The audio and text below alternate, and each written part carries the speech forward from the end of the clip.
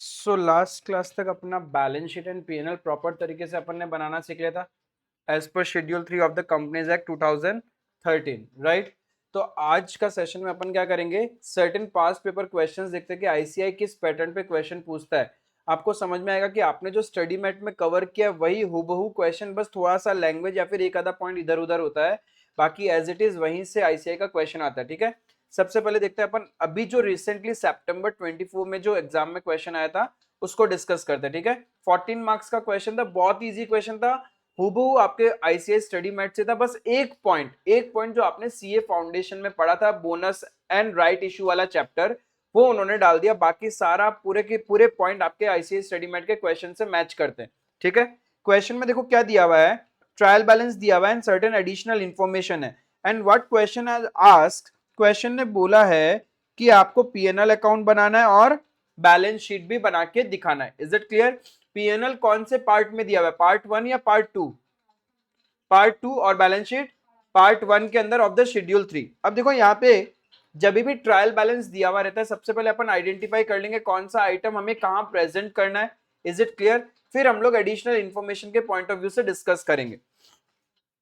तो सबसे पहले लैंड एट कॉस्ट है। अब एक चीज फोकस करना, लैंड एट कॉस्ट उससे मुझे फर्क में नहीं पड़ता, बिकॉज लैंड तो हमेशा कॉस्ट वैल्यू पे ही रहता है। Land is a non depreciable asset, वो हमेशा एप्रिशिएट होता है, उस पर डेप्रिसिएशन लगता ही नहीं है। तो लैंड एट कॉस्ट इसको अपन कहां दिखाएंगे, बैलेंस शीट में पीपी टेंजिबल एसेट्स में चला जाएगा ये।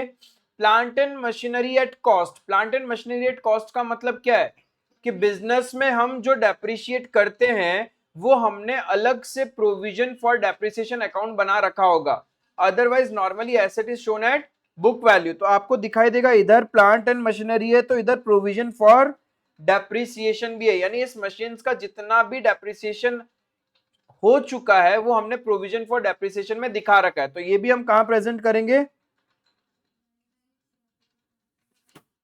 Property plant and equipment. Debtors कहां चला जाएगा, trade receivables. Closing stock, O my God, closing stock trial balance में दे दिया। तो जब क्लोजिंग स्टॉक ट्रायल बैलेंस में दे दिया तो पीएनएल जब अपन बनाएंगे तो उसमें नहीं दिखाना है, चेंजेस इन इन्वेंट्री नहीं शो करेंगे, purchase will be my adjusted purchase. और यहाँ क्वेश्चन में तो ये क्लोजिंग स्टॉक डायरेक्ट कहां चला जाएगा, बैलेंस शीट में, इन्वेंट्रीज में। Then bank balance, balance sheet cash and cash equivalents. Adjusted purchase PNL में purchases of stock in trade में आएगा ये। जब एडजस्टेड परचेज दिखाना है तो चेंजेस इन इन्वेंट्री नहीं शो करेंगे, तो ये मेरा पीएनएल में जाएगा purchase of stock in trade. ठीक है, देन फैक्ट्री एक्सपेंसेस कहां जाएगा, पीएनएल में other expenses, administration expense, other expenses है ये भी,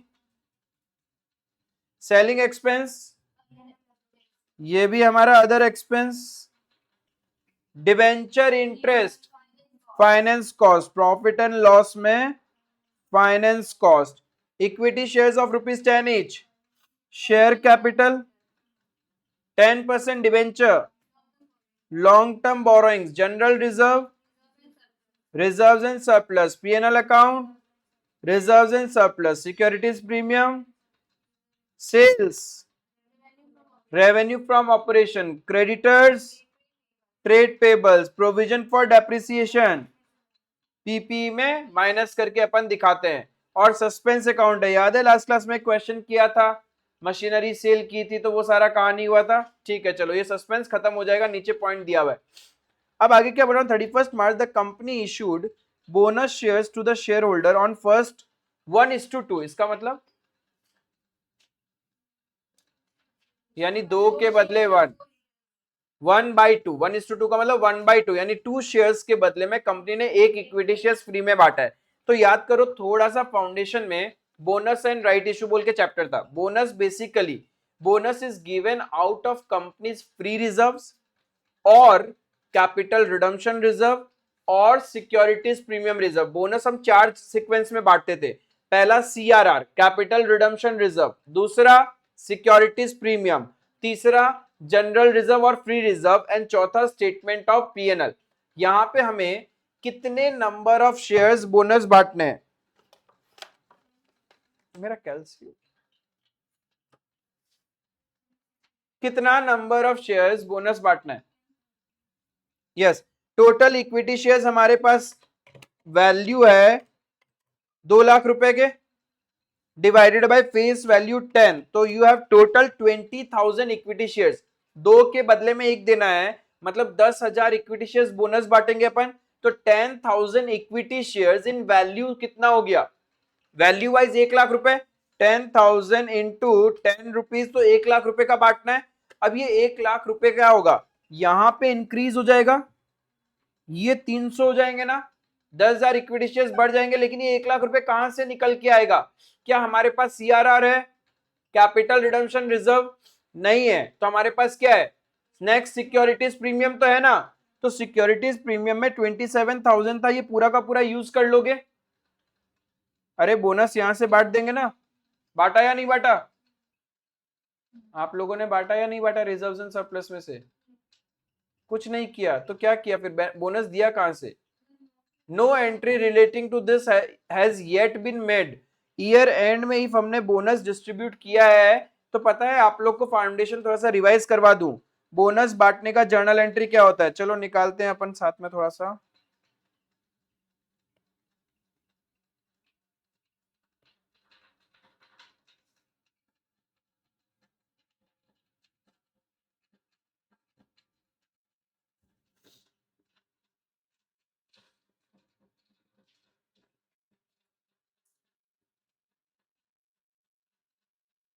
क्वेश्चन नंबर 17 है अपना कंपाइलर का।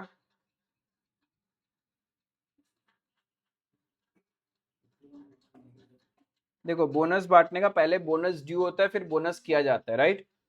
तो बोनस ड्यू करने का एंट्री होता है, मैं आपको यहाँ पे हमारे पास क्या है, सिक्योरिटीज प्रीमियम है, सिक्योरिटीज प्रीमियम अकाउंट डेबिट, कितना रुपए है उसमें? 27,000, राइट? हमें टोटल कितना रुपीस का बोनस बांटना है, फिर बाकी पैसा हम कहां से निकालें? वी हैव जनरल रिजर्व कितना, 90,000, बट हमें चाहिए कितना? 1 लाख में से 27 तो सिक्योरिटीज प्रीमियम से ले लिया, 73,000,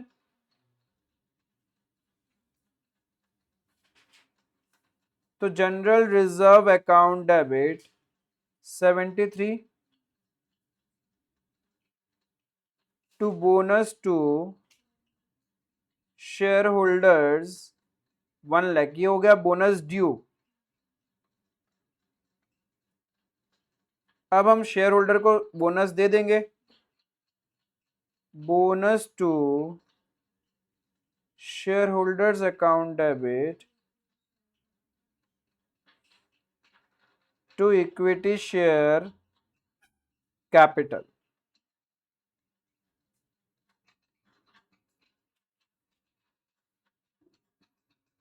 बीइंग बोनस मेड। दो आपके बैलेंस शीट के टोटल में कोई इंपैक्ट नहीं आएगा, एक जगह से माइनस हुआ और एक जगह प्लस हो गया, ठीक है? तो बैलेंस शीट के टोटल में कोई इंपैक्ट नहीं आने वाला है, समझ में आया? तो 27,000 एंड 73,000, यहाँ से 27 गया, यहाँ से जनरल रिजर्व से 73 चला जाएगा, और इधर में क्या हो जाएगा? Plus 100। Ultimately reserve and surplus 1 lakh से माइनस हुआ और शेयर कैपिटल 1 लाख से प्लस हो गया, तो शेयर होल्डर फंड तो उतना ही रहा आपका, बट आपको शो करना होता है जब नोट्स टू अकाउंट्स बनाओगे, तो इशूड एंड सब्सक्राइब्ड में नीचे में आपको दिखाना पड़ेगा, out of the above 10,000 equity share were issued by way of bonus. Clear है ये चीज? तो पहला तो स्टूडेंट इसी में गड़बड़ी कर देता है, और बस यहीं पे काम हो जाता है उनका, यहीं से उन मार्क्स कटना स्टार्ट हो जाता है। ठीक है, चलो आगे बढ़ते हैं। The authorise share capital of the company 35,000 equity shares of ₹10 each. Oh my god, और एक पॉइंट डाल दिया क्या इन्होंने? नहीं डाला, बच गए, बहुत तरीके से बच गए। हमारे पास टोटल इश्यूड शेयर कितने हो गए आफ्टर बोनस? 30,000 हो गए। 3 लाख तो रुपीज है, 30,000 हो गए। यदि यहाँ पे ऑथराइज शेयर कैपिटल 25,000 दिया हुआ होता ना, तो जब बैलेंस शीट में आप नोट्स टू अकाउंट प्रेजेंट करते तो पहले ऑथराइज भी चेंज करना होता, उसको 30,000 करना। तो यहाँ पे तो we are issuing less than authorise, because company से क्या बोलता है, जितना आपका ऑथोराइज है आप उससे ज्यादा तो इशू कर ही नहीं सकते। तो हमारे पास ऑथोराइज कितना है 35,000, आफ्टर बोनस भी कितना हो रहा है, आफ्टर बोनस भी तो 30,000 ही हो रहा है ना। तो we are within the prescribe limit. एक सेकेंड,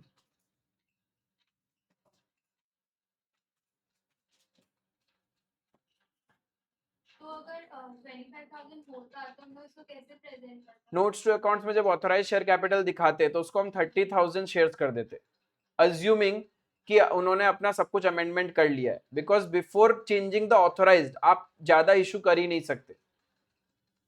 ठीक है, तो चलो ये तो पॉइंट जस्ट, ये वाला पॉइंट तो कोई काम का नहीं है, जस्ट डिटेल्ड है जो आप नोट्स टू अकाउंट्स में प्रेजेंट करोगे। Then the company on the advice of an independent valuer revalued the land at rupees 2,45,000। तो लैंड का वैल्यू था 1,48,000, अब उन्होंने कितना बना दिया 245, तो प्लस कितना, तो हमारे पास एक नया आ जाएगा रीवैल्यूएशन रिजर्व, जो हम लोग रिजर्व एंड सरप्लस में दिखाएंगे। Is it clear? यहां तक कोई प्रॉब्लम नहीं है, सेम पॉइंट हमने ऑलरेडी स्टडी मेट में कवर किया है। The directors declared a dividend on 5th April, हम बैलेंस शीट बना रहे 31st मार्च, तो ये कहां जाएगा, एडिशनल नोट्स, एडिशनल नोट्स में। क्लियर है? Suspense account of ₹3,000 represent cash receive from sale of some machinery on the first day of the financial year. Cost of this machinery was 10,000 and accumulated depreciation thereon being 8,000। तो हमारा क्या क्या impact होगा, हमारा क्या entry करना पड़ेगा। अब सस्पेंस क्रेडिट हो रखा है तो सस्पेंस क्या हो जाएगा, मैं यहां दिखा देता हूं एंट्री। सस्पेंस अकाउंट डेबिट कितना है 3,000 टू प्लांट एंड मशीनरी, कितने का प्लांट एंड मशीनरी जा रहा है 2,000 का, 10,000 का कॉस्ट है, 8,000 आज तक का डेप्रिसिएशन, तो बुक वैल्यू कितना हुआ 2,000। तो 2,000 वाला एसेट्स आपने कितने में बेचा 3,000। तो to plant and machinery to profit on sale 1,000, ये होगा। अब सस्पेंस डेबिट करते सस्पेंस खत्म हो गया, इंपैक्ट क्या होगा, ये सस्पेंस 0 हो जाएगा, -3 हो जाएगा, राइट। फिर 10,000 का cost of plant and machinery गया, तो यहां से 10,000 माइनस एक्यूमुलेटेड डेप्रिसिएशन से हमने कितना डेप्रिसिएशन निकाल लिया 8,000, तो यहां से 8 माइनस हो जाएगा। और पीएनएल अकाउंट में रेवेन्यू फ्रॉम ऑपरेशन के बाद हमारा और एक आइटम आ जाएगा अदर इनकम। अदर इनकम में हम दिखाएंगे profit from sale of machinery. Is it clear? Other income बोल के आ जाएगा 1,000, तो एक आइटम आ जाएगा अदर इनकम 1,000 का पीएनएल में। क्लियर है? Depreciation is to be provided on plant and machinery at 10% on cost. तो अब हमें डेप्रिसिएशन चार्ज करना है, तो हमारे पास टोटल प्लांट एंड मशीनरी है 5,20,000 का, उसमें से 10,000 का चला गया, तो बचा कितना 5,10,000। और since on cost he charge करना है तो उसका 10%, तो 51,000। तो 51,000 का प्रोविजन फॉर डेप्रिसिएशन बढ़ जाएगा, और यही 51,000 डेप्रिसिएशन एंड अमोर्टाइजेशन में आएगा स्टेटमेंट ऑफ पीएनएल में। क्लियर है?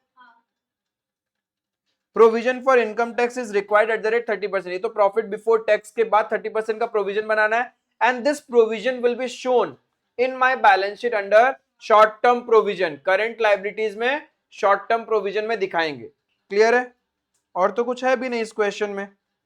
तो प्रॉब्लम क्या था, आपकी इनकम देखो शॉर्टकट में बनाऊं मैं टी शेप में समझाने की कोशिश करता हूं। रेवेन्यू फ्रॉम ऑपरेशन कितना है अपना 473, अदर इनकम 1,000, एक्सपेंसेस में हमारे पास में कॉस्ट ऑफ मटेरियल कंज्यूम नहीं है, purchases of stock in trade लिखेंगे तो purchase of stock in trade bracket में लिख देंगे एडजस्टेड परचेज कितना 226, ये आ गया। उसके बाद क्या होता है चेंजेस इन इन्वेंट्री नहीं दिखाना, फिर एम्प्लॉय बेनिफिट एक्सपेंसेस है ही नहीं हमारे पास, तो फिर क्या आ जाएगा, फाइनेंस कॉस्ट। फाइनेंस कॉस्ट में क्या दिखाएंगे, 14 डिबेंचर इंटरेस्ट, लेकिन डिबेंचर्स थे कितने के, अब डिबेंचर थे, हाँ दिखा रहा है 1,35,000 का, तो माइनस करेंगे, 1,35,000 का डिबेंचर है, उस पर 10% इंटरेस्ट, मतलब 13,500 रुपए होना चाहिए, बट यहां पे इन्होंने 14,000 का इंटरेस्ट दे रखा है, ठीक है, और ये भी नहीं बताया कि पिछले साल का कुछ आउटस्टैंडिंग था, इसका मतलब हम पीएनएल में फाइनेंस कॉस्ट में कितना लेंगे,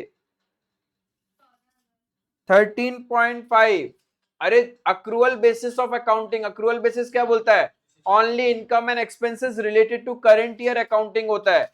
ये जो 500 रुपए एक्स्ट्रा चले गए हैं, इसको हम क्या नाम से दिखाएंगे, प्रीपेड इंटरेस्ट या प्रीपेड एक्सपेंसेस बोल के बैलेंस शीट में करंट एसेट्स में अदर करंट एसेट्स। प्रैक्टिकली होना ही नहीं चाहिए, क्वेश्चन ड्राफ्टिंग में प्रॉब्लम है, यहाँ पे उनको 13,500 का इंटरेस्ट ही लेना था, या फिर डिबेंचर्स इन लोग को लेना चाहिए था 1,40,000। 14,000 दिखाने से मैच हो रहा है। क्या चीज, उसको अगर 14 दिखा रहे तो प्रॉफिट से आ रहा है, उसकी वजह से मैच हो रहा है। हाँ तो यानी उनके खुद के ही क्वेश्चन में एरर था। पेपर होगा बाहर देखो ना, व्हाइट कलर का एक पेपर रखा हुआ होगा आईसीआई का, अपना टाइपिंग एरर है या उनका एरर है अभी पता चल जाएगा। ग्रेस मार्किंग मिलता है अच्छा खासा भाई, मैं आपको पेपर दिखाऊंगा, रिसेंटली मैंने एक स्टूडेंट्स का पेपर मंगाया, 9 मार्क का ग्रेस मिला हुआ है।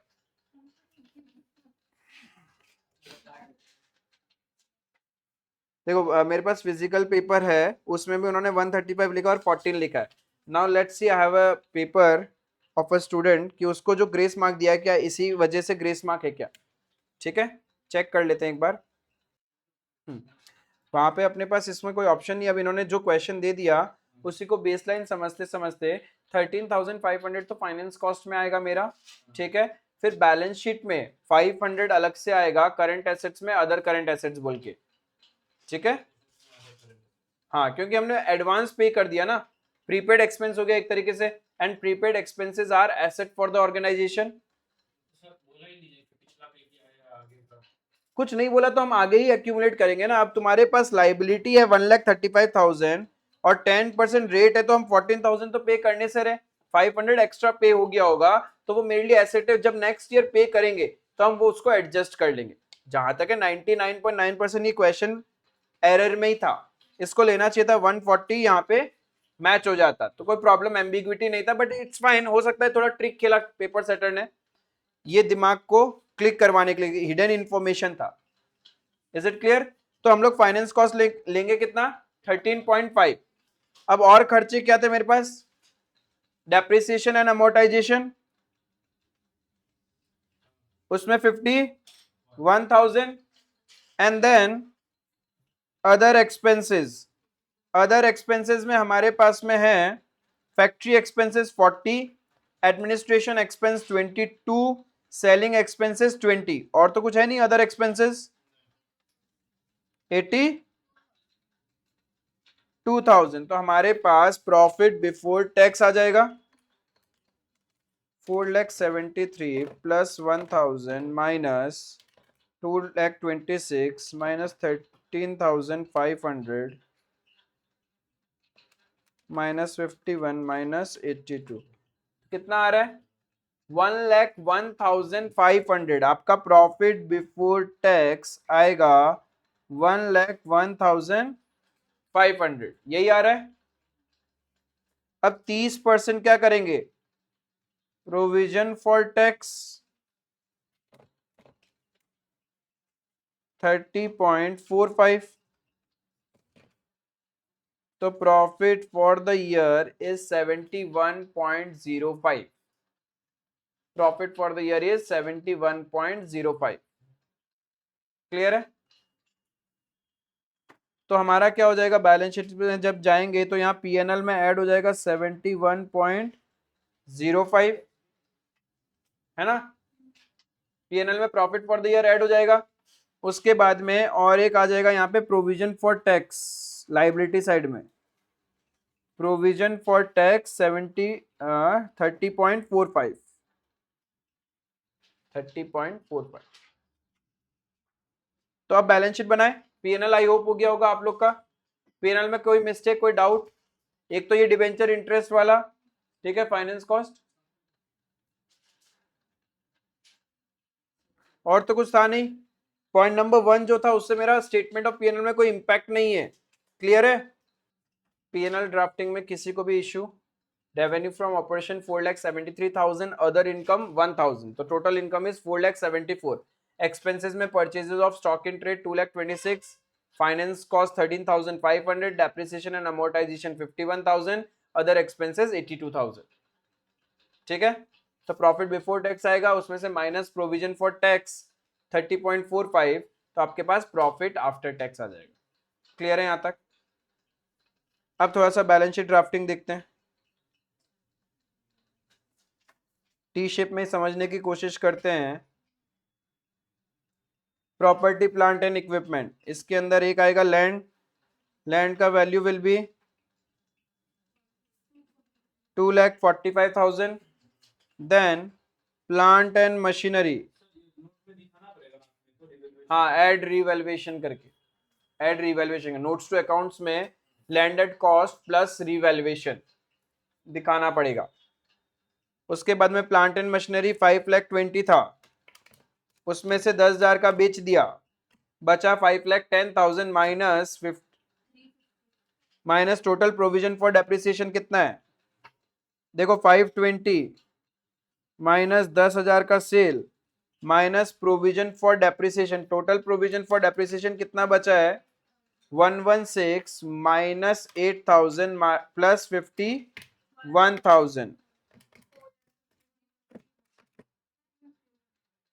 क्या बोल रहे हो? 116 माइनस 8 प्लस 50, 159 नहीं है क्या प्रोविजन फॉर डेप्रिसिएशन? 116 था, फिर उसमें से 51 और डाल दिया और 8,000 निकाल लिया। जिस एसेट को बेचा वो निकाला भी तो है, 159। तो हमारा प्लांट एंड मशीनरी का फाइनल वैल्यू जो बैलेंस शीट में आएगा 3,51,000। क्लियर है ये? यहां तक कोई प्रॉब्लम? मैं इसको यहां बना दूं क्या? चलो ठीक है, कोई दिक्कत नहीं। उसके बाद में एसेट साइड में और क्या है अपने पास में? इन्वेंट्रीज है 58,000, फिर ट्रेड रिसीवेबल्स है हमारे पास में 65,000, फिर cash and cash equivalents and other asset 500 है ना, अदर करंट एसेट्स। इतना चीज आपका एसेट साइड में आया होगा।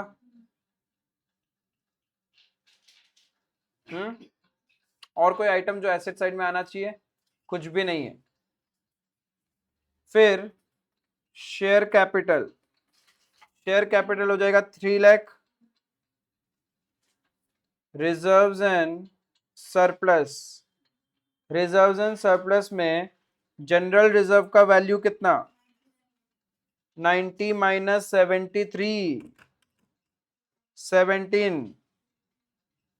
क्रिएट थोड़ी ना किया था कुछ, रिवैल्यूएशन रिजर्व अलग से आएगा वो 97। देन सिक्योरिटीज प्रीमियम चला गया, पीएनएल का बैलेंस पिछले साल का 48, करंट ईयर का 71.05, तो टोटल हो गया 119.05। नहीं क्या आपका पीएनएल बैलेंस था 48, उसमें करंट ईयर का 71.05 ऐड करोगे तो 119.05 है ना? क्लियर है यहां तक?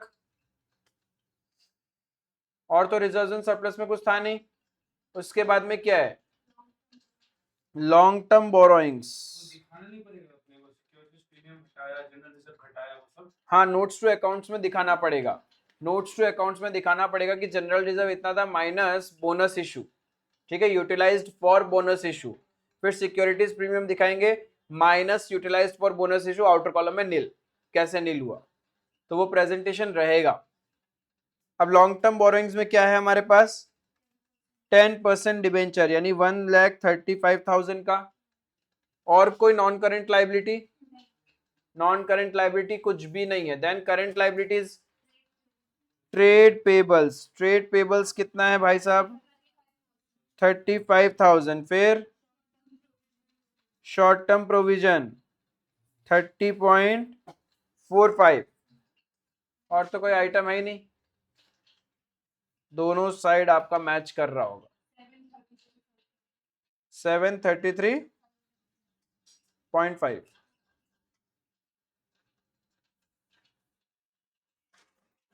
इफ ट्रायल बैलेंस मैच्ड है, चाहे ट्रायल बैलेंस गलत मैच्ड है, बट स्टिल आपका बैलेंस शीट मैच होना ही पड़ेगा। If trial balance he mismatch है तो बैलेंस शीट कभी भी मैच नहीं होगा। लेकिन ट्रायल बैलेंस मैच है तो कुछ भी कर लो, बैलेंस शीट तो मैच होना ही होगा। अब कहाँ गलती आ रहा था,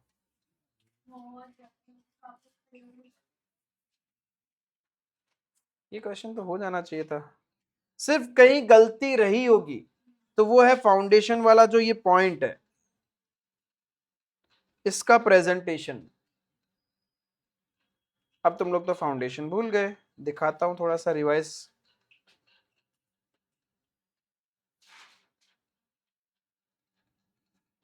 एक्चुअली वो ये जो ये देखिए, डिबेंचर वाला था ना, उसकी वजह से प्रॉफिट गलत है, प्रॉफिट की वजह से रिजर्व पूरा गलत हो गया, उस वजह से बहुत पीछे। ये देखो, जब आप बोनस करते थे फाउंडेशन में तो पहले तो ऑथराइज बदल देते थे, if authorise is lower than my issued, right. Else हम क्या करते हैं, इशूड जहां दिखाएंगे वहां पे नीचे लिखेंगे कितने number of shares bye way of bonus दिया, ठीक है। और बोनस देने का तरीका था, कहां कहां से अपन बोनस बांटते हैं, CRR, securities premium, general reserve, फिर स्टेटमेंट ऑफ पीएनएल। और लिस्टेड कंपनी के केस में सिक्योरिटीज प्रीमियम भी वही लेते हैं जो रियलाइज्ड इन कैश है, जो नॉट रियलाइज्ड इन कैश है वो वाला नहीं लेते। अब कौन सा securities premium not realised in cash होता है, कंसिडरेशन अदर देन कैश। जब आपने अपने शेयर्स इशू कर रखे हैं for consideration other than cash, वहां पे यदि प्रीमियम में इशू किया है तो वो जो सिक्योरिटीज प्रीमियम है वो है नॉट रियलाइज्ड इन कैश। इतना कुछ कहानी था, सब तो भूल गए, याद ही नहीं। बट अब ध्यान रखना बोनस के केस में, क्लियर है, आई बात समझ में। तो that was not any tough question, but हल्का फुल्का छोटा छोटा चीज ध्यान में, एडिशनल नोट्स देना है ये वाला। कंपनी ने डिविडेंड डिक्लेयर किया है but it is after the end of the financial year but before finalisation of books of accounts, but we will not account for due to the relevant accounting standards. Is it clear, समझ में आया। इसी level का तो question आता है, 14 mark का question था। It wasn't that tough to score, 14 में से 10 तो इजीली एंड 14 भी आता है। कोई कॉम्प्लिकेटेड पॉइंट्स इसमें था नहीं, बट हाँ कंफ्यूजन क्लियर करने के लिए दो ही पॉइंट डाला गया। पहला नंबर पॉइंट जहां पे बोनस वाला दिमाग में रखना था कि मेरे रिजर्व्स कम होंगे और शेयर कैपिटल बढ़ेगा, it is capitalisation of profit. Second था आपका डिबेंचर्स का इंटरेस्ट। हमारे पास डिबेंचर्स जितने हैं उस पे फेस वैल्यू पे जब इंटरेस्ट कैलकुलेट कर रहे तो हमने इंटरेस्ट ज्यादा पे कर दिया। तो ये पेपर सेटर का गलती भी हो सकता है ट्रिक भी खेला उसने जानबूझ के, सो दैट आप लोग करंट एसेट्स में अदर करंट एसेट्स शो करो डिबेंचर इंटरेस्ट। क्लियर है, समझ में आया। किसी को कोई भी डाउट है तो वो मेरे से पूछ सकता है, पहले किसी को भी डाउट है तो पहले पूछ लो।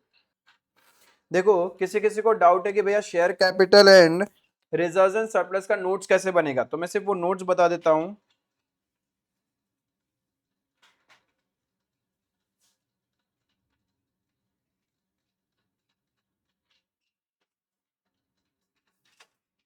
Share capital,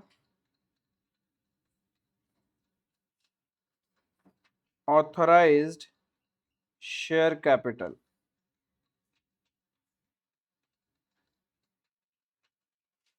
35,000 equity shares of ₹10 each,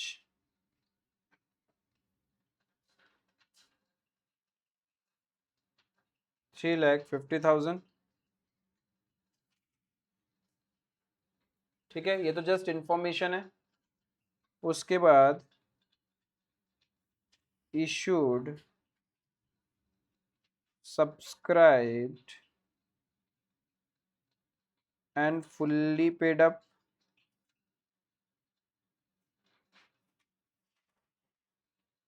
30,000 equity shares of rupees 10 each.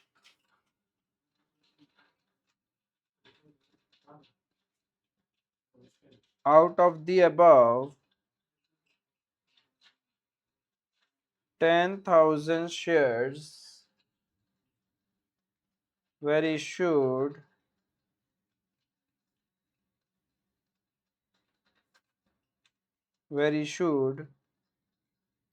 for consideration other than cash by way of bonus, और ये 3 लाख बैलेंस शीट में प्रेजेंट करेंगे। ये शेयर कैपिटल में इशूड सब्सक्राइब के नीचे में आपको लिखना होता है, नहीं लिखोगे तो मार्क्स कट जाता है।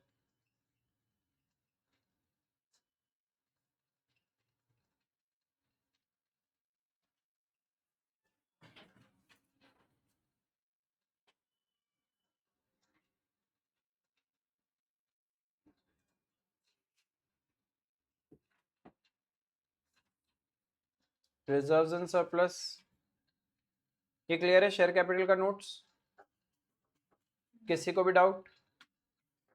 रिजर्व्स एंड सरप्लस, जिसमें एक आ जाएगा मेरा रिवैल्यूएशन रिजर्व। कितना रिवैल्यूएशन रिजर्व? 97,000।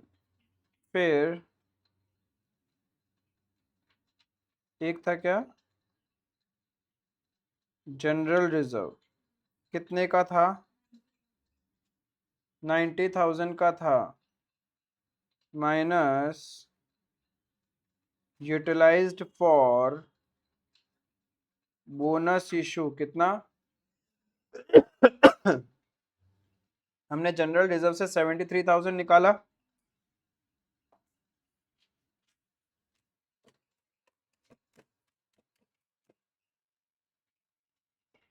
$17,000। उसके बाद हाँ, कहाँ ट्रांसफर किया? कुछ लिखा है क्या? मैंने आगे लास्ट पैरा नहीं पढ़ा। किधर लिखा? अच्छा,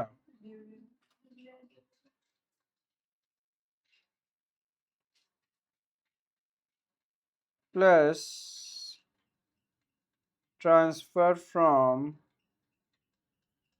पीएनएल। पीएनएल कितना था मेरा नेट प्रॉफिट इस बार आफ्टर टैक्स? 71.05। उसका 10% यानी 7105।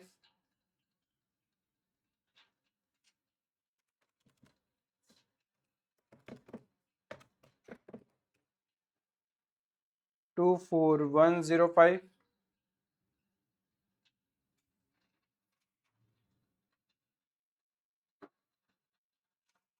सिक्योरिटीज प्रीमियम कितने का सिक्योरिटीज प्रीमियम है? 27,000 minus utilised for bonus issue,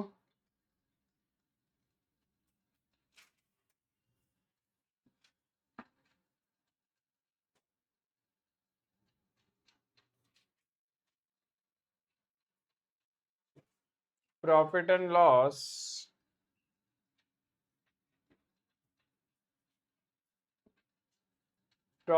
loss का ओपनिंग बैलेंस कितना है अपने पास में? 48,000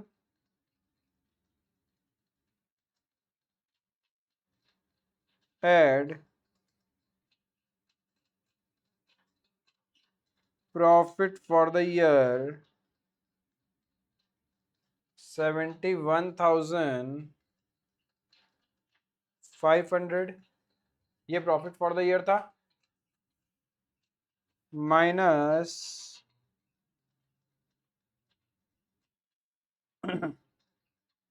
ट्रांसफर टू रिजर्व 71, ये कुछ गड़बड़ है क्या? 71,050 था क्या प्रॉफिट?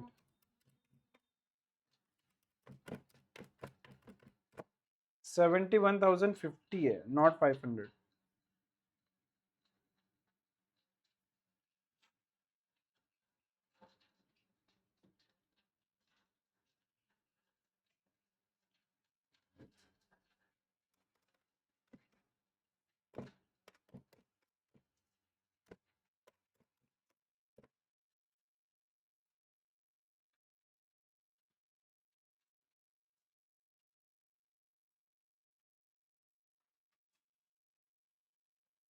वन लाख 11,945 पीएनएल का बैलेंस। और तो कुछ नहीं था।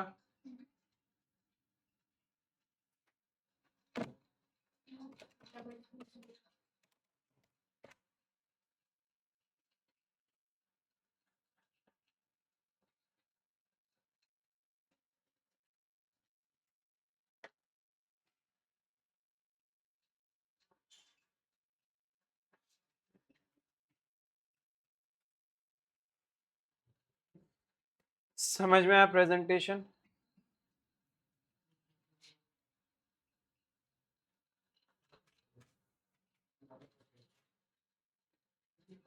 किसी को भी doubt?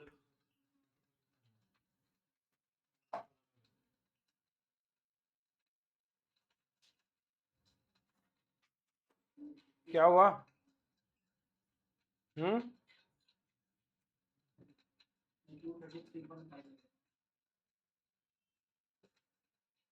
500?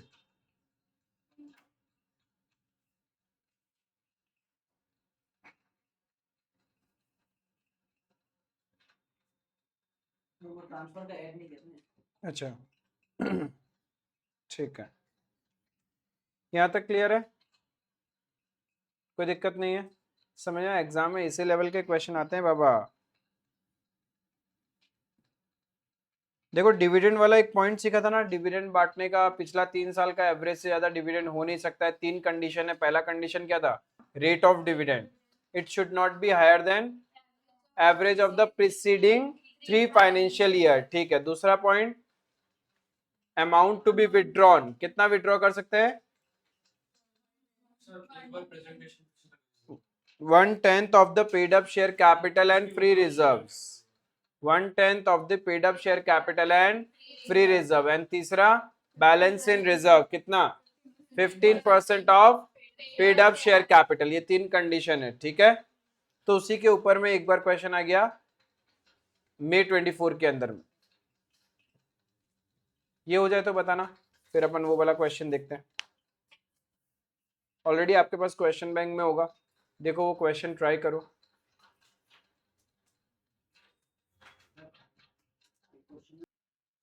Okay, let's see question number 16। Try किया आप लोगों ने, आपसे हुआ नहीं, कुछ का क्लोज तक पहुंचा है, प्रेजेंटेशन में इशू है, तो पूरा डिस्कस करते हैं। Following information are available in respect of Jet limited as on 31st ऑफ मार्च।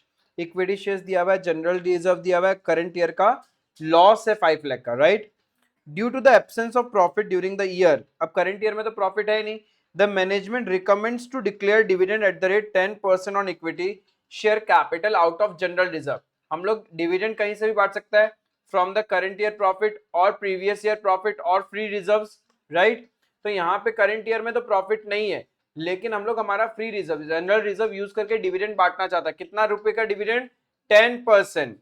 तो लेकिन पहला पॉइंट क्लॉज जो बोलता है वो क्या बोलता है? कंपनीज एक्ट का rate of dividend should be average of the preceding 3 years.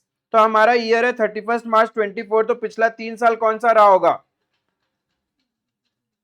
22, 23, 21, 22 and 2021, ये पिछले 3 साल। इन तीनों सालों में हमने 12%, 14%, 10% डिवाइडेड बाय 3, एवरेज कितना आ रहा है 12%। और हम कितना देना चाहते हैं? एवरेज है 12%, but we want to distribute 10%, यानी as per the rate of dividend condition satisfied है, कोई प्रॉब्लम नहीं है। ठीक है जी। अब आगे बात करते हैं नेक्स्ट। विड्रॉवल। विड्रॉवल कितना कर सकते हैं हम लोग?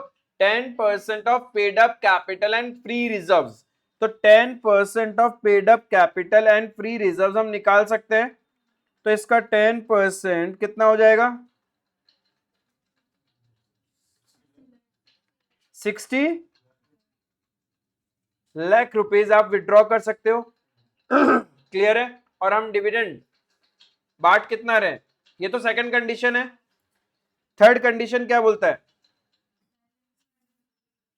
Balance after withdrawal. और हम तो 60 लाख तक का डिविडेंड बांट सकते हैं 10% का लिमिट के अकॉर्डिंग। हम कितना रुपीस का डिविडेंड बांट रहे हैं? 500 लाख का 10%, दैट इज 50 लाख, यानी ये कंडीशन भी सेटिस्फाइड है। थर्ड कंडीशन क्या बोलता है? Balance in reserve should be 15% of paid up share capital. हमारा पेड अप शेयर कैपिटल है 500, उसका 15%, 75 लाख रिजर्व्स में रहना चाहिए। अब कितना बच रहा है? हमारे पास 100 लाख रिजर्व्स में था, जिसमें से 60 लाख हमने विड्रॉ कर लिए। तो क्या हो जाएगा? अब 60 लाख जो विड्रॉ करोगे, उसमें से 5 लाख ये भी तो लॉस है, ये भी तो सेट ऑफ हो जाएगा, राइट? तो प्रैक्टिकली कितना हो गया? 55 लाख ही हम यूज कर पाएंगे फॉर डिविडेंड। तो हमारे पास रिजर्व्स में बच कितना जाएगा? 45 लाख। लॉ क्या बोलता है? पहले ब्रॉड फॉरवर्ड लॉसेस डेप्रिसिएशन वो राइट ऑफ करना होता है। तो हमारे पास में 45 लाख हटा दूं, sorry 55 lakh as a dividend वाला पैसा हटा दूं जो रिजर्व से हम यूज करेंगे, तो मेरे पास बचेगा कितना? लेकिन बचना कितना चाहिए? तो इसका मतलब कंडीशन फुलफिल ही नहीं हो रहा, हम यूज ही नहीं कर सकते। यूज नहीं कर सकते ना? समझ में आया? तो हम कितना पैसा निकाल सकते हैं? हमें बैलेंस कितना चाहिए? 75 लाख रुपीस चाहिए। हमारे पास टोटल जनरल रिजर्व है 100 लाख, 75 तो चाहिए ही चाहिए। दैट मीन्स आप कितना निकाल सकते हो? 25 लाख। जब आप ये 25 लाख फ्री रिजर्व्स का निकालोगे, तो सबसे पहले सेट ऑफ क्या करोगे? 5 लाख का लॉस। इसका मतलब हम 20 लाख रुपए का डिविडेंड बांट सकते हैं। तो इसका परसेंटेज निकाल लो, 20 लाख डिवाइडेड बाय 500 लाख, यही तो फेस वैल्यू है, इनटू 100, कितना आया? यानी कंपनी सिर्फ 4% डिविडेंड करंट ईयर में बांट सकती है। समझ में आया? 3 कंडीशन था। आओ देखो प्रेजेंट करते हैं इसको।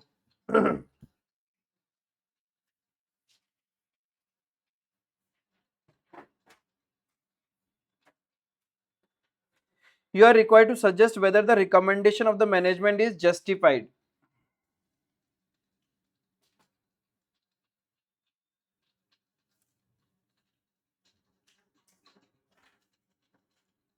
To judge the recommendation of management, following conditions needs to be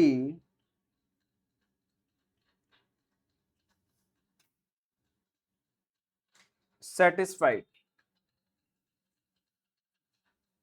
Number 1,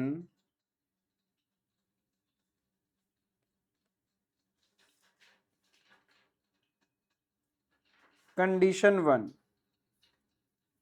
condition 1 क्या बोलता है?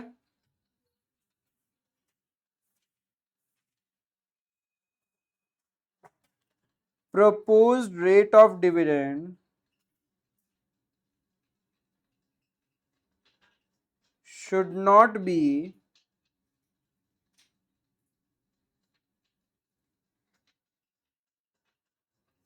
proposed rate of dividend should not be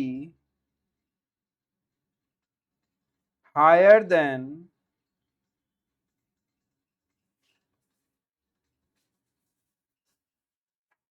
the average rate of dividend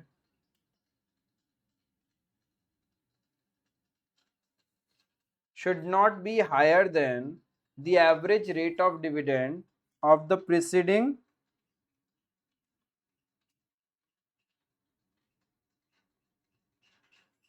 three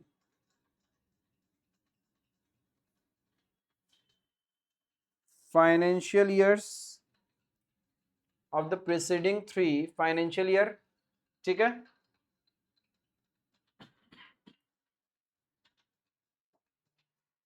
In the given case, average rate of dividend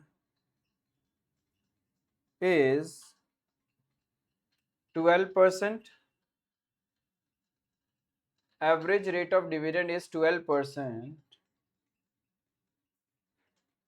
whereas the proposed rate is 10%.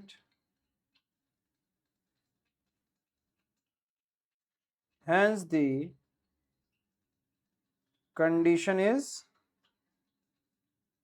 satisfied.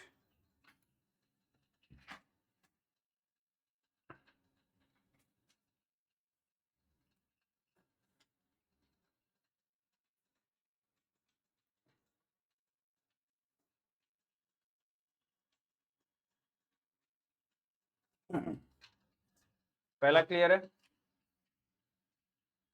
Condition number 2 क्या है? Maximum amount that can be withdrawn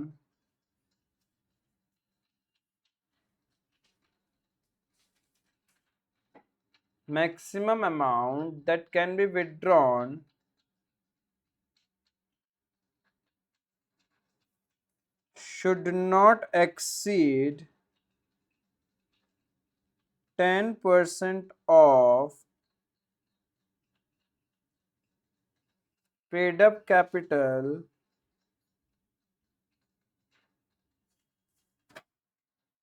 plus free reserve या and free reserve.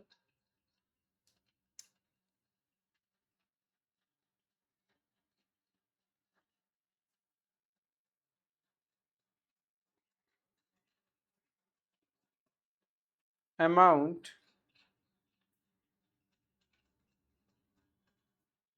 that can be withdrawn is equals to कितना कर सकते हैं अपन?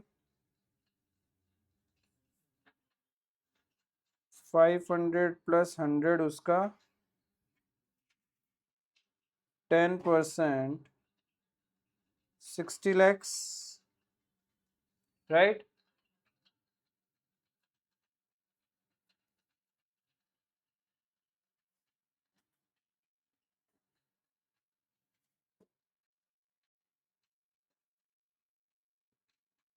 Amount of dividend proposed कितना था? 5 lakh. Amount of dividend propose कितना है ना? 10% of equity. Hence, the condition is, 50 होगा 5 नहीं. वही तो पूछ रहा हूं मैं बार बार.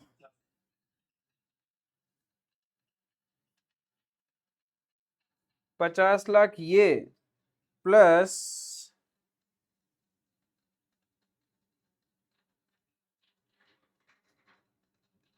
लॉस ऑफ करंट ईयर, उसको भी तो राइट ऑफ करना है पहले. तो 5 लाख वो, तो टोटल हम कितना विड्रॉ करना चाहेंगे?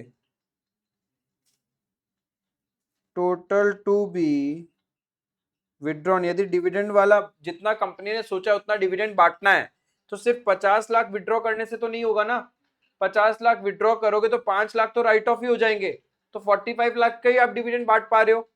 तो मुझे 50 लाख का डिविडेंड बांटना है तो जनरल रिजर्व से कितना निकालना पड़ेगा, 55 लाख, सो दैट 5 लाख का लॉसेस राइट ऑफ करने के बाद हम लोग 50 लाख का पूरा डिविडेंड बांट पाएंगे। बट हम मैक्सिमम निकाल कितना सकते हैं, 60 लाख। तो कंडीशन तो सेटिस्फाइड हो ही रहा है अभी। क्लियर है ये? छोटा सा कंसेप्ट उसी में आपकी लग गई।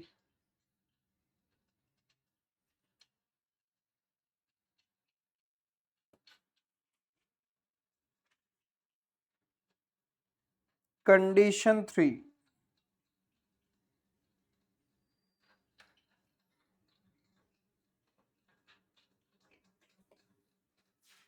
Minimum balance to be maintained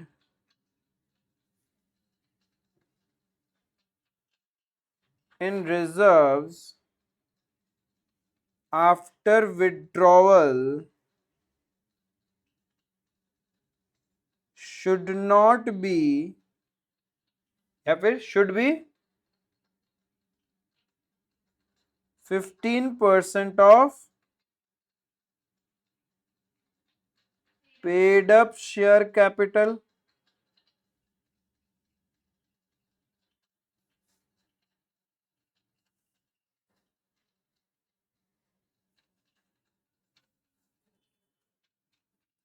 clear है? तो minimum balance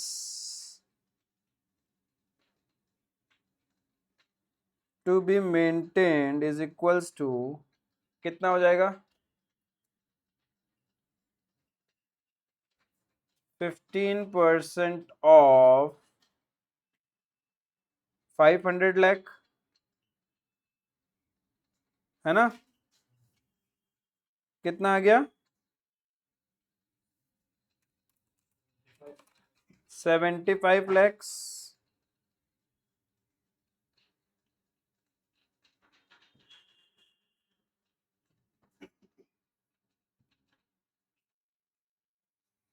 current reserve balance अभी रिजर्व में कितना है, 100 lakh minus minimum balance 75 lakh तो रखना ही पड़ेगा,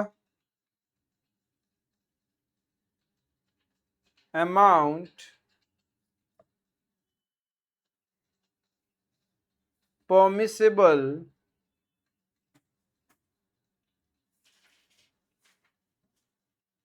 to withdraw 25 lakhs,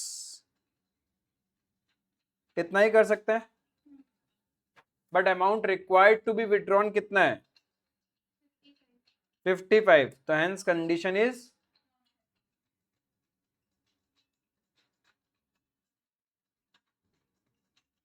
amount required to be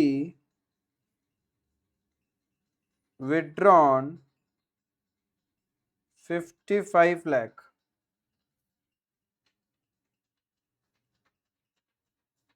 hence condition is not satisfied.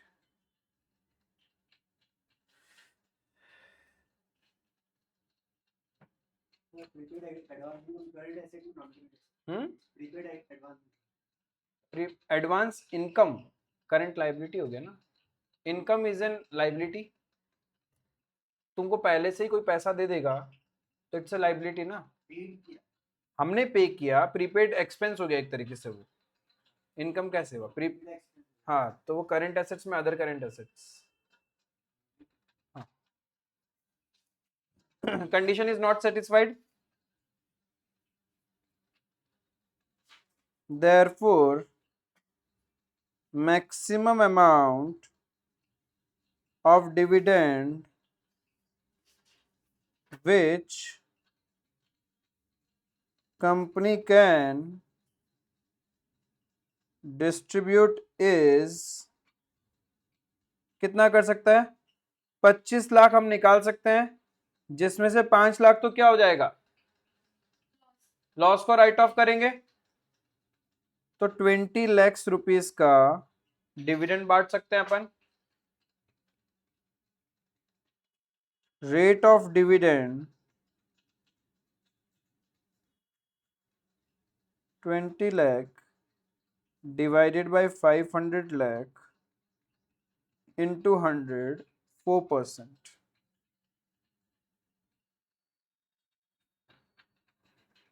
Therefore, the recommendation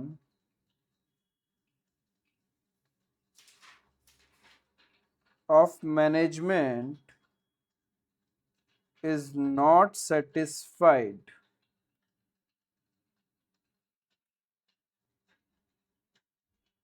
They can only distribute dividend up to 4%. समझ में आया प्रेजेंटेशन?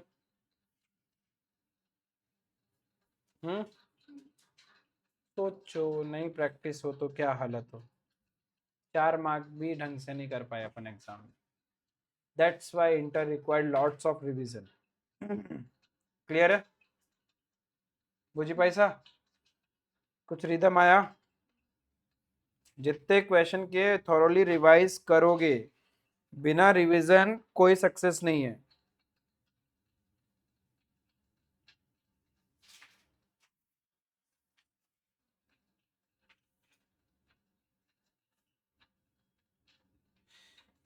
और एक एग्जाम का क्वेश्चन करते हैं, ठीक है? आप लोग पहले ट्राई करोगे, देखो विद इन टाइम फ्रेम में हो पाता है क्या, थोड़ा टाइमर सेट करो एंड देन विल डिस्कस कि क्या होना चाहिए क्या नहीं। इससे थोड़ा क्लैरिटी आ जाएगी कि एग्जाम में क्वेश्चन कैसा आता है, ठीक है? अब आपका पहले की तरह 20 मार्क्स का क्वेश्चन नहीं आएगा, it will be max to max 14 marks का क्वेश्चन रहेगा, ठीक है? तो 14 मार्क्स का क्वेश्चन, ये जो नंबर 15 है नवंबर 23 में ऑलरेडी आया था 20 मार्क्स का, ठीक है? थोड़ा लेंथी क्वेश्चन है बट इट्स फाइन। ट्राई करो, बैलेंस शीट पीएनएल सब कुछ है इसके अंदर, नोट्स टू अकाउंट्स बनाना है। Try by yourself, nothing tough. ICI का मॉड्यूल में जितने पॉइंट्स है वो सब चीज इसमें डाला हुआ है, ऑलरेडी हमने ऐसा क्वेश्चन किया है, ठीक है? ट्राई करो, देन विल सी क्या प्रॉब्लम है क्या नहीं है इसके अंदर में। उसके बाद आई थिंक ये चैप्टर अपना कवर अप हो जाएगा पूरा अच्छे तरीके से। सो नंबर 15 ट्राई किया आप लोगों ने, कुछ से हुआ कुछ से नहीं हुआ, कुछ कहीं कहीं अटक गए होंगे, कोई बात नहीं, एक बार साथ में डिस्कस करते हैं। इक्विटी शेयर कैपिटल, ये कहाँ चला जाएगा? शेयर कैपिटल में दिखाएंगे इसको। 10% प्रेफरेंस शेयर कैपिटल, ये भी शेयर कैपिटल में जाएगा नोट्स में। General reserve, reserves and surplus, debentures, long term borrowings, securities premium, reserves and surplus, land, property plant and equipment, plant and machinery, property plant, ध्यान रखना plant and machinery at cost नहीं लिखा, that means it is book value, ये already इसमें से depreciation minus हुआ है। Then furniture,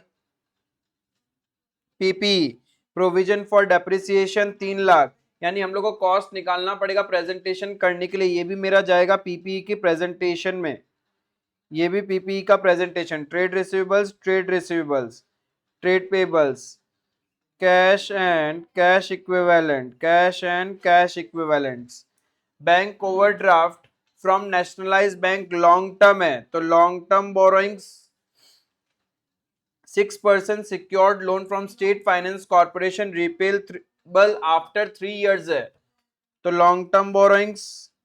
unclaimed dividend is my other current liability, कोई भी पॉइंट में डाउट होगा तो पूछ लेना। Loan from director short term लिख दिया तो short term borrowings. Adjusted purchase, purchases of stock in trade में आएगा। क्लोजिंग स्टॉक, बैलेंस शीट में inventories, revenue from operation, carriage inward, इसको 2 ट्रीटमेंट है, समझा? कुछ लोग क्या करते हैं, इसको परचेजेस में ऐड कर देते हैं, adjusted purchase, because carriage inward means direct expense, goods को लाने के लिए जो खर्चा लगता है, और गुड्स को लाने के लिए जो एक्सपेंसेस होता है वो गुड्स की कॉस्ट में अपन ऐड कर लेते हैं। तो आप 2 ट्रीटमेंट कर सकते हो। फर्स्ट ट्रीटमेंट इज आप इसको purchases of stock in trade में ऐड कर देना, सेकंड इज आप अदर एक्सपेंसेस में काउंट करो, बट इससे नेट प्रॉफिट में कोई इंपैक्ट नहीं आएगा, ठीक है। तो एक बार के लिए मैं इसको ले रहा हूं, purchases of stock in trade में ऐड कर देंगे, miscellaneous expense, other expense, selling and distribution, other, depreciation, depreciation and amortization, salaries, employee benefit, director fees, yes ये कोई सैलरी नहीं है, ठीक है। अदर एक्सपेंसेस में जाएगा, एम्प्लॉय बेनिफिट में नहीं आएगा। क्लियर है यहां तक? यहां तक किसी को प्रॉब्लम? देन ट्रैवलिंग एक्सपेंसेस थोड़ा सा बाइफिकेट करके दिखाएंगे, या फिर ब्रैकेट में आप ये सेम चीज लिख देना, include foreign tour also, so that user को पता चल जाए कि ट्रैवलिंग 130 में आपका 50,000 फॉरेन टूर का है। Profit and loss, office expense, rent received, other income. तो जो प्लांट और मशीनरी दिया हो उसमें से अगर डायरेक्ट प्रोविजन माइनस करके फिर तो ज्यादा बुक वैल्यू कम हो जाएगा ना। या तो ये अज्यूम करना, देखो दो चीज है, अभी तक हमने जो क्वेश्चन किया था वहां पे लिखा हुआ था plant and machinery at cost, यहाँ पे लिखा नहीं, बट इट इज इम्प्लाइड ये भी कॉस्ट ही है। कैसे? क्योंकि प्रोविजन फॉर डेप्रिसिएशन अलग से दिया हुआ है। जब भी आपके बिजनेस में प्रोविजन अकाउंट मेंटेन होता है, we always maintain asset at cost value. तो यहाँ पे ये लिखो चाहे नहीं लिखो, अपन तो इसको क्या मानेंगे? एट कॉस्ट ही मानेंगे, because provision for depreciation account अलग से दिया हुआ है। आई बात समझ में? क्लियर है? Now we have adjustments. पहला एडजस्टमेंट कुछ नहीं है, इंफॉर्मेशन है ऑथराइज्ड प्रेजेंट करने का।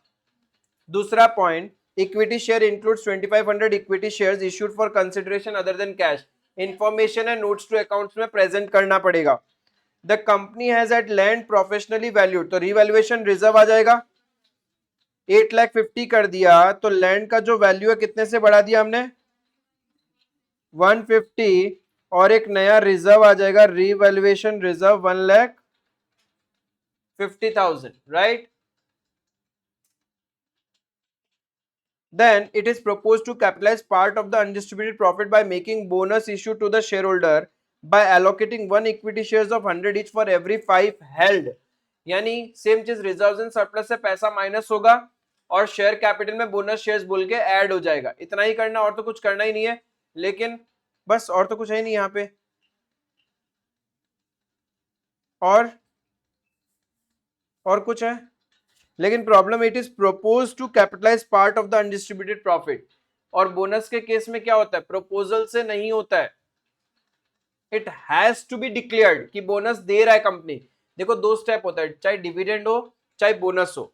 सबसे पहले बोर्ड ऑफ डायरेक्टर्स का मीटिंग होता है, बोर्ड ऑफ डायरेक्टर्स का मीटिंग में वो प्रपोज किया जाता है।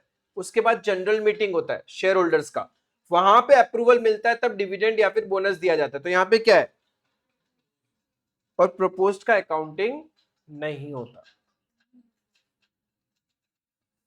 इसको दिखाना भी नहीं है। दिखाना भी नहीं है। आपके इश्यूड कितने रह गए? 10,000 थे तो 10,000 ही रह जाएंगे,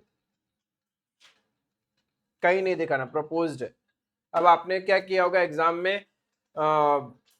एग्जाम फोबिया में ऐसा होता है कि आप पहले रिजर्व से माइनस करते हैं, अभी भी बोनस सीखा था और कैपिटल में ऐड कर देते हैं। ओवरऑल इंपैक्ट कुछ नहीं हुआ, बट आपका एक पॉइंट का प्रेजेंटेशन गलत हो गया और मार्क्स कट जाएगा। यहाँ पे वर्ड प्रपोज है, और प्रपोज का मतलब अकाउंटिंग होता ही नहीं है, डिक्लेयर नहीं हुआ है, तो ये ध्यान में रखना होगा।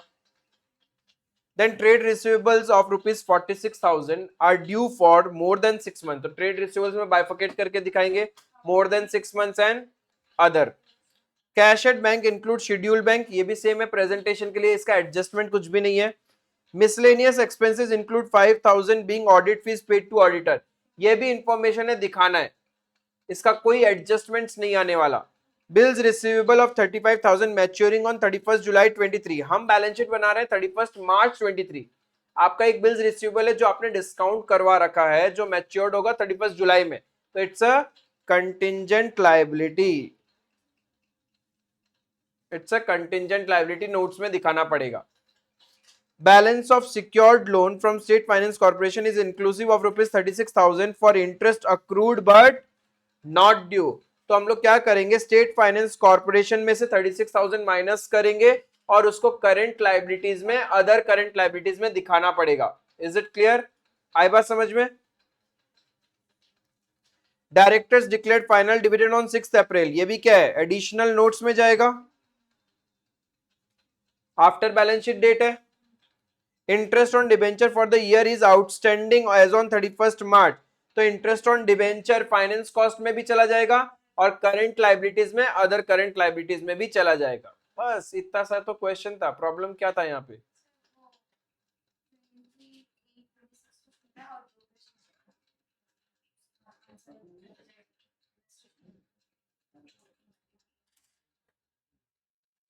समझ में आया यहाँ तक?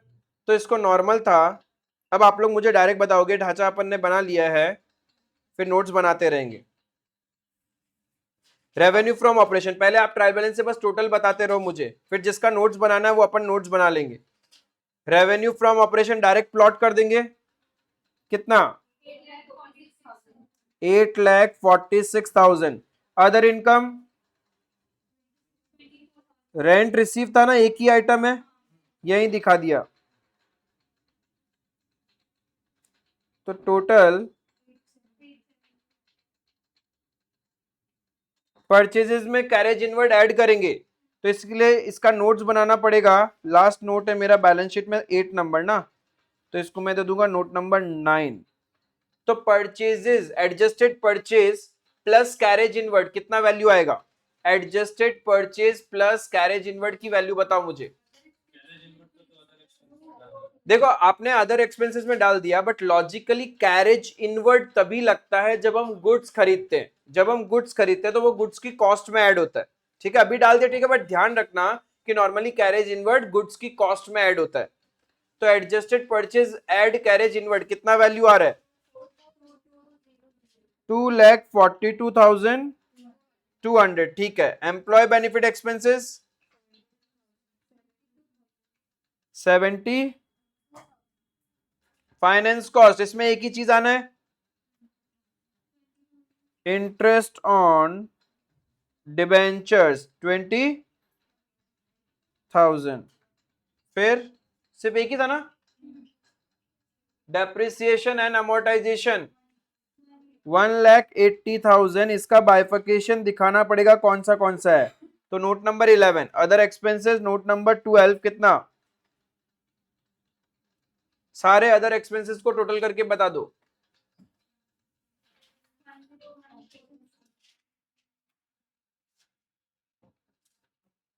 कुछ गड़बड़ किया क्या?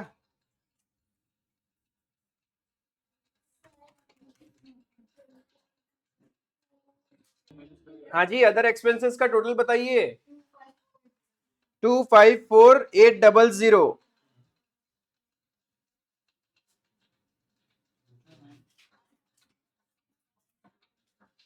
तो टोटल एक्सपेंसेस कितना हो गया?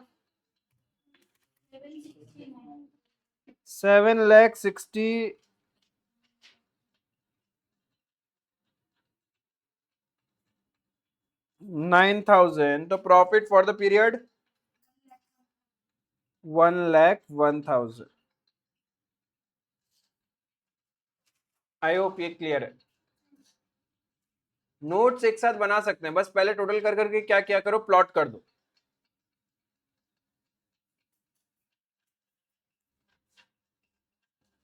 ये हो गया पीएनएल।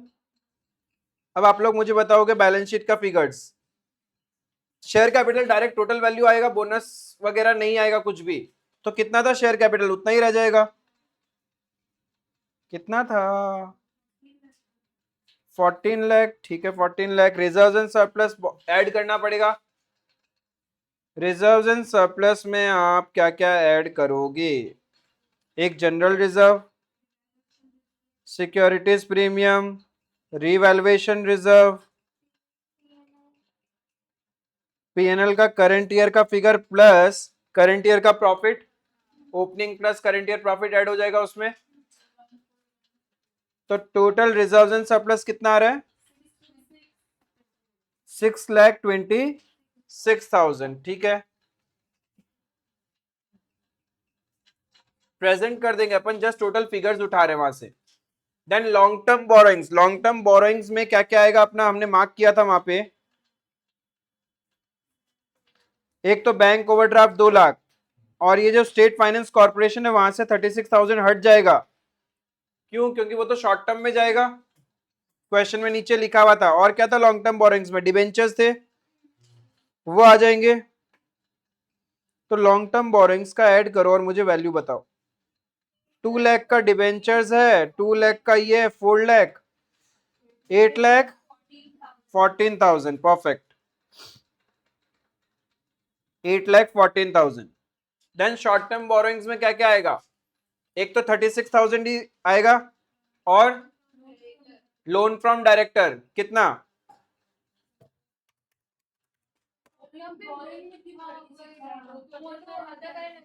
कौन सा? अच्छा, इंटरेस्ट अक्रूड नहीं, लोन फ्रॉम डायरेक्टर ही है ना सिर्फ। कितना है? 1 लाख। ट्रेड पेबल्स 72,000 डायरेक्ट आ गया। अदर करंट लाइबिलिटीज में अब आएगा इंटरेस्ट अक्रूड 36 वाला, फिर और इंटरेस्ट ऑन डिबेंचर्स आउटस्टैंडिंग जो था वो भी अदर करंट लाइबिलिटी में, अनक्लेम डिविडेंड भी आएगा। ठीक है, तो टोटल करके बताओ कितना? 79,000। ये तीन चीज आएगा जिसको अपन बैलेंस शीट के नोट्स में प्रेजेंट कर देंगे। टोटल कितना आ गया?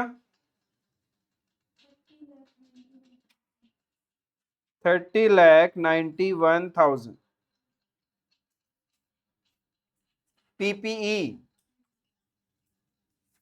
पीपी का वैल्यू चलो बाद में निकाल लेंगे, कॉम्प्लिकेटेड है, प्रेजेंटेशन करेंगे। इन्वेंट्रीज डायरेक्ट बता दो। ट्रेड रिसीवेबल्स डायरेक्ट बता दो, क्योंकि जस्ट बाइफकेट ही तो करना है, नीचे में नोट्स में बाइफकेट करना, बट वैल्यू तो उतना ही रहेगा। Short term loans and advances direct आ जाएगा। कुछ है क्या? है ही नहीं, तो हटा दो यहां से, जब है ही नहीं तो मैं क्यों ही दिखाऊं इसको। Cash and cash equivalents 4,39,000। मैं तुम लोग को है ना एसेट का टोटल बता देता हूं।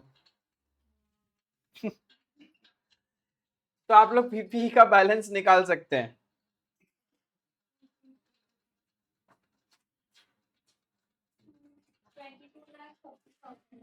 $22,30,000 ये होना ही पड़ेगा, तभी बैलेंस शीट मैच करेगा, है ना। अब बस एक एक करके नोट्स टू अकाउंट बना देते हैं।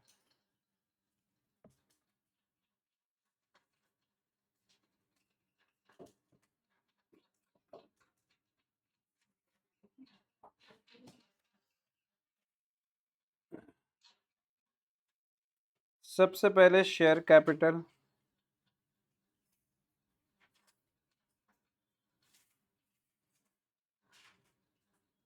ऑथराइज्ड शेयर कैपिटल कितना है? ऑथराइज शेयर कैपिटल, एक इक्विटी और एक प्रेफरेंस है। कितना कितना क्वेश्चन में दिया हुआ था? 20,000 इक्विटी शेयर्स ऑफ ₹100 each,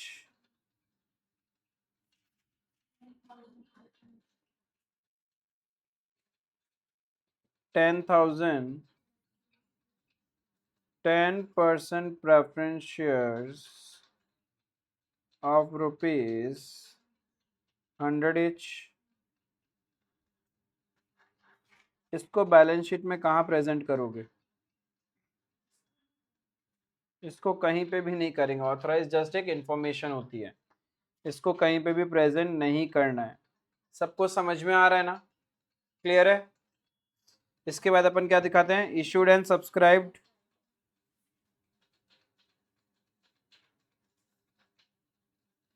इस क्वेश्चन में नया पॉइंट क्या था? वो प्रोपोज्ड वाला, ठीक है, वो ध्यान रखने का। हर एक क्वेश्चन में जो चीज नयापन मिल रहा है उसको मार्क करके रखना, जब आप रिवाइज करोगे उसको बोलना अपने आप को कि मेरे को नहीं दिखाना ये, तब जाके क्लैरिटी रहेगा। ठीक है, इशूड एंड सब्सक्राइब, पहले प्रेफरेंस शेयर्स दिखा देते हैं। 4,000 10% preference shares of ₹100 each,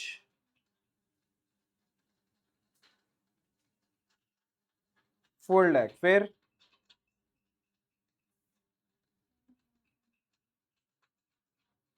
10,000 equity shares of rupees 100 each.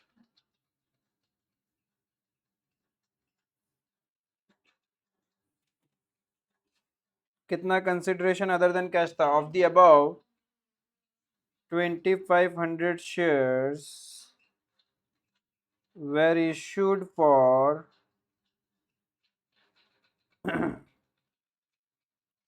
consideration other than cash.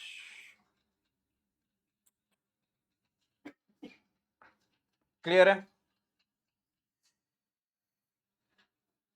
तो बस ये 14 लाख मेरा बैलेंस शीट में ऑलरेडी प्रेजेंटेड है.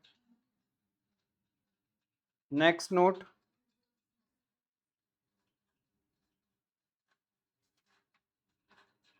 लक्ष्मी जी क्लियर है? कौन सा रिजर्व? रीवैल्यूएशन रिजर्व कितना? 1,50,000. फिर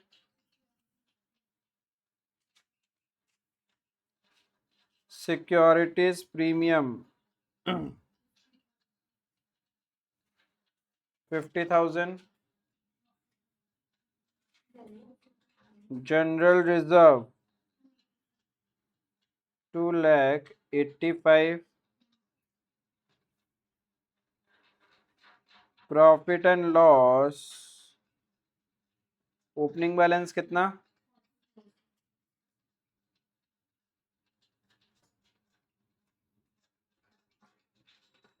plus profit for the year how much? 1,01,000. तो 1,41,000 टोटल हो गया 6,26,000. तो ऊपर वाला 1.5 लाख है ना? हाँ हाँ.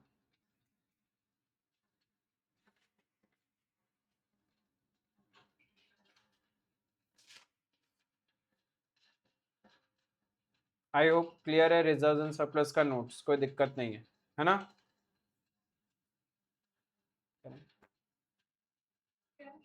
बंद कर दो।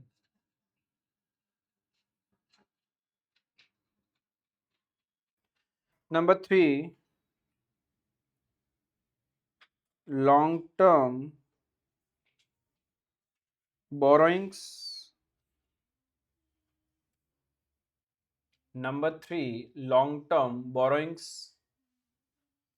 लॉन्ग टर्म बोरोइंग्स में क्या क्या है?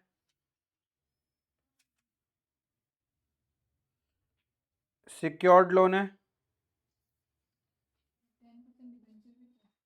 वो उसी के अंदर ही आएगा. डिवेंचर जब कुछ नहीं बोलते तो सिक्योर्ड ही होते हैं. ठीक है. 2,000 10% डिवेंचर्स 2 लाख रुपए का. फिर और क्या था? वो तो अनसिक्योर्ड, वो भी अदर्स में आ जाएगा. ठीक है. ये secured loan 6% loan from state finance corporation. कितना दिखाएंगे? 4,14,000. अब इसके नीचे में प्रेजेंट करोगे secured by hypothecation of क्या किया है गिरवी? Plant and machinery.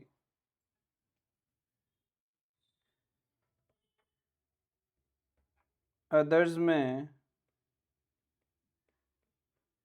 Bank overdraft. कितना का है बैंक ओवरड्राफ्ट? 2 लाख. ये भी क्या है? secured by hypothecation of stocks. Total long-term borrowings 8,14,000. ठीक है,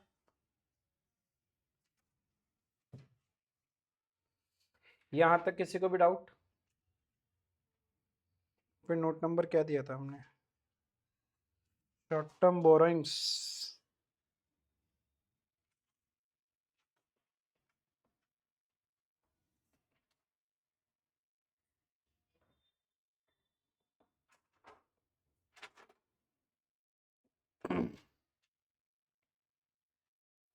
लोन फ्रॉम डायरेक्टर, बस एक ही आइटम था, 1 lakh. Then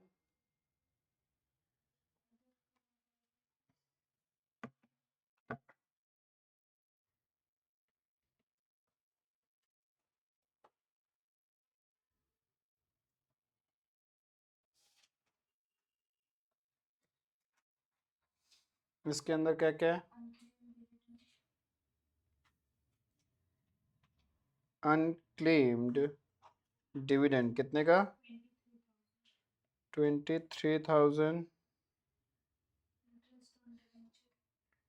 interest on debentures 20,000। Interest accrued but not due on state financial corporation loan कितना? 36,000।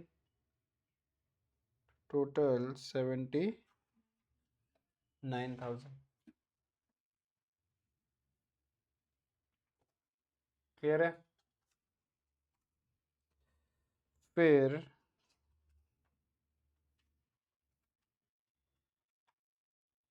Property plant and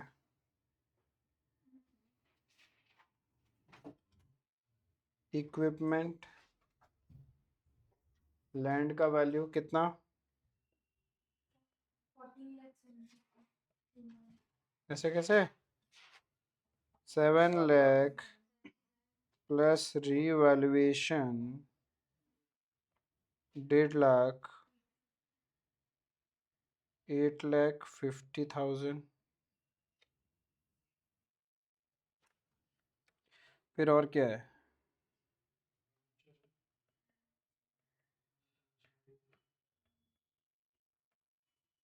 plant and machinery कितने का था? 14,70,000 minus provision for depreciation 3 lakh, 11,70,000। नहीं, करंट डेप्रिसिएशन ट्रायल बैलेंस में दिया हुआ है तो यानी वो इंक्लूडिव है, उसका एडजस्टमेंट हो चुका है। Anything given inside the trial balance have single effect. Furniture कितने का? माइनस प्रोविजन फॉर डेप्रिसिएशन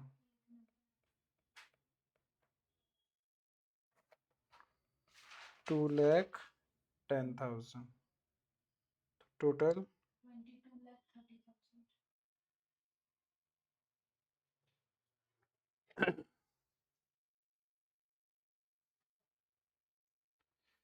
समझ में आ रहा है? प्रेजेंटेशन इजी था, फाइनेंशियल स्टेटमेंट कोई टफ नहीं है, बस आपने फाउंडेशन तक ज़्यादातर सोल प्रोप्राइटरशिप का किया, यहाँ पे कंपनीज का कर रहे हो, बस थोड़ा सा फॉर्मेट चेंज है, शेड्यूल 3 आ चुका है तो बहुत कुछ डिटेल में लिखना होता है।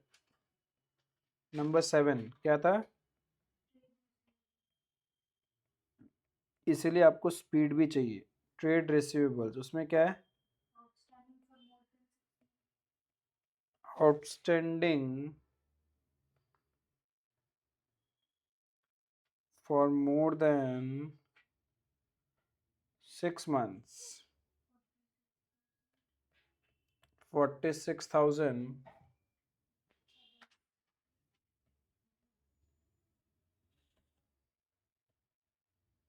others 2,64,000. We will have 3,10,000.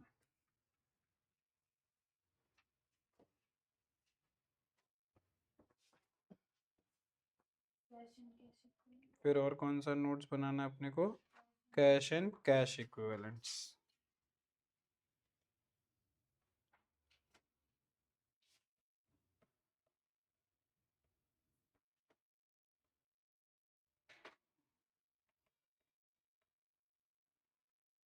Cash and cash equivalent, इसमें क्या क्या आ जाएगा? कैश इन हैंड कितना है? 1,34,000. फिर bank with scheduled bank. Scheduled bank के साथ कितना है? Cash at bank with others 55,000. Total 4,39,000. ठीक है.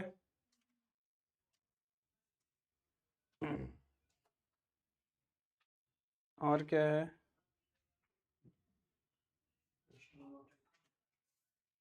Purchase of stock in trade.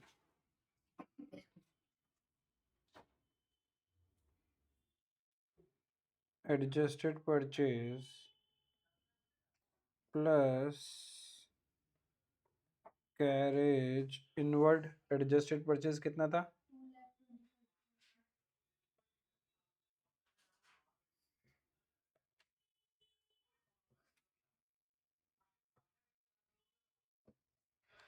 242,200. Right. उसके बाद और कौन सा नोट्स बनाना है? एम्प्लॉय बेनिफिट में एक ही आइटम है क्या? छोड़ो, कौन बनाएगा? सैलरीज बना सकते थे, बनाने से ऐसा कोई दिक्कत नहीं, नंबर दिया हुआ था. छोड़ो. फिर ये हो गया depreciation and amortisation and other expense.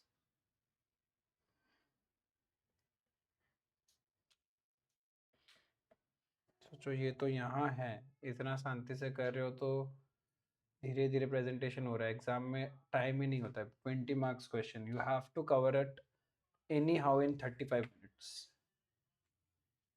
उतना स्पीड चाहिए फटाफट. तो थोड़ा शॉर्टकट्स तो जाएगा, उपाय नहीं है, बट इट्स अलाउड, कोई दिक्कत नहीं है.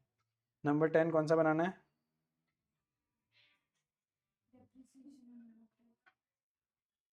Depreciation and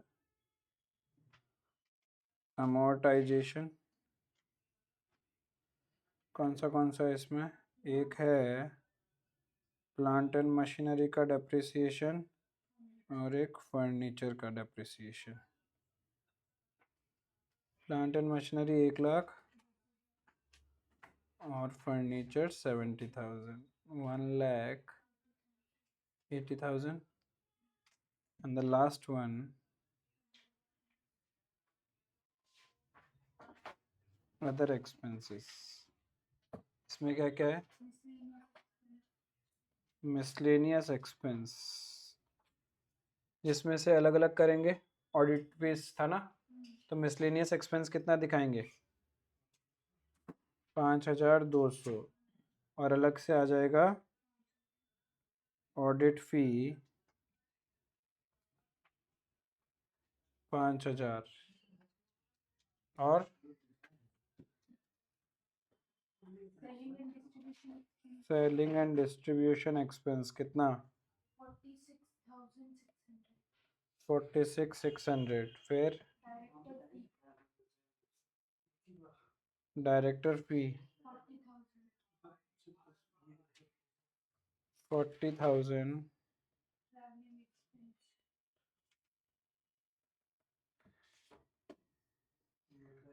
including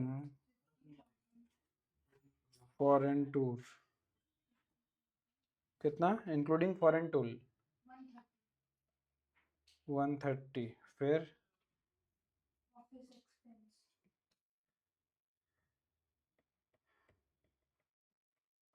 office expense 98,000, बस total 2,54,800, 254,800. This was the presentation. I hope आप लोग को समझ में आया. ठीक है. If you practice this much questions in financial statement अच्छे से थोरोली रिवाइज करोगे and do practice at home other questions related to question bank. ठीक है. सिमिलर से हैं. कोई भी पॉइंट में आपको डाउट रहेगा तो आप मेरे से पूछना. ठीक है. In the next session will start with something new. ठीक है. परसों कल law that's all for today. Thank you. कल लॉ होगा ना.